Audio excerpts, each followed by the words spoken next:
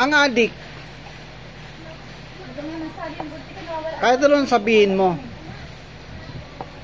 kahit iparehab mo pa yan, 5 taon, paglabas yan, mag-a-addict pa rin yan. Ikulong mo yan 5 taon, paglabas niyan, maghahanap pa rin ng droga yan. Hindi na gagaling yan. So, Ginoo, maniwala ka. Kahit gawan man ng pag-aaral,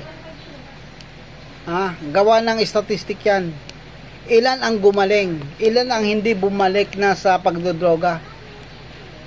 Malamang wala kang makitang ganyan. Lahat yan talaga bumabalik sa pagdodroga. Addict nga eh. Kalokohan yan. Kahit ikulong mo pa yan, babalik at babalik sa pagdodroga yan. Magnanakaw yan, perwisyo talaga yan. Non-productive ang mga yan eh.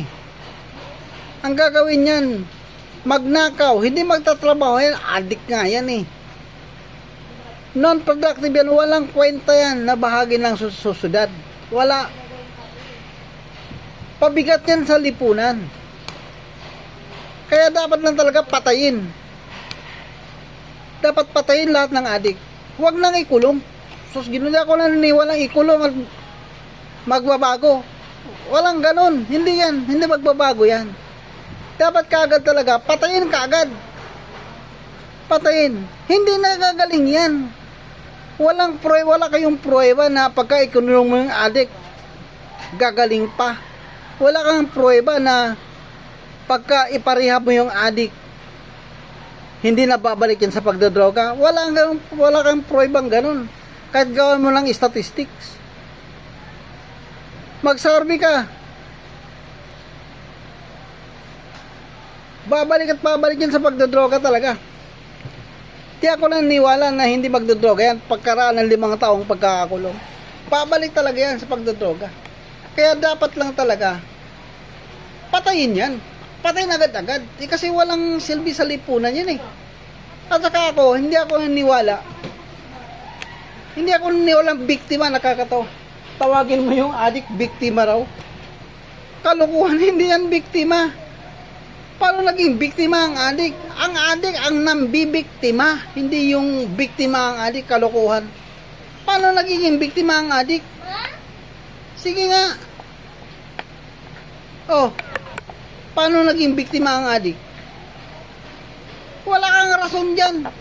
Sinadya mong magdroga pag sabihin mo, biktima ka. Ginoo, ano ba naman yan?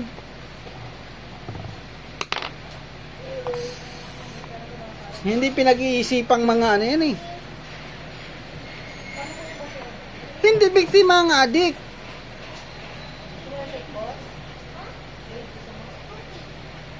Ano yun? Aksidenteng humitit sila ng shabu? Aksidente ba yon? O ano ba? Paano naging biktima? Sige nga, anong paliwanag mo dyan? Walang paliwanag dyan. Hindi biktima ang addict. Sinadya niyang gumamit ng droga. Paano naging biktima? Hindi biktima yan. Sila ang may maraming biktima. Kalukuhan yan. Kaya dapat lang patayin ka agad pagka may addict. Tama lang si Duterte. Tama talaga si Duterte.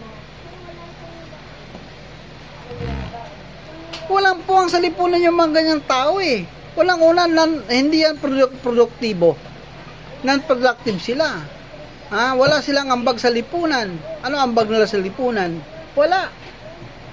Ang ambag nila, boboto. Yun lang. Boboto lang. Kalokohan. Hindi, ganun. Kaya ang negosyo ng droga, hindi mawala-wala. Bakit? Hindi natin inuubos yung mga gumagamit eh. Ubusin natin yung gumagamit. Pagka wala nang gumagamit, sino pang bibili ng droga? Kaya hindi mapuputol ang ang bintahan ng droga eh. Maraming bumibili.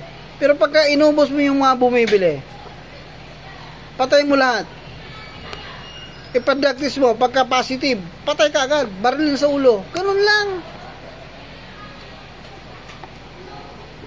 Simpleng ganun lang.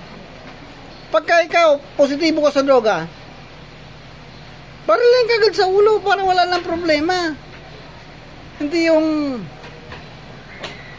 sus, Ginoo, biktima, kalokohan. Tama si Duterte. Di ba, pre? Biktima raw yung nagdodroga? Addict? Biktima? Hindi.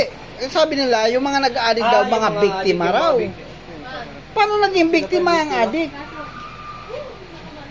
Naloko sila? Sinadya mong gumamit ng droga. Paulit-ulit. Paulit-ulit. Pa sabihin mo, biktima ka, kalokohan.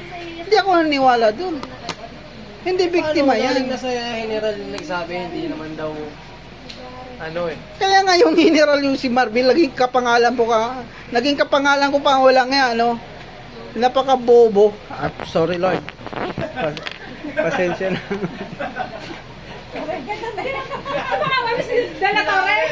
Hindi, naging kapangalan ko pa kasi mapapamura ka eh. Pampagising lang daw yun? Pampagising lang daw.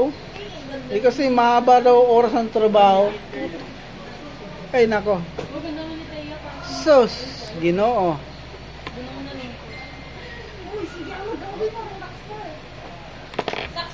Pasensya na mga kakusa, pasensya na.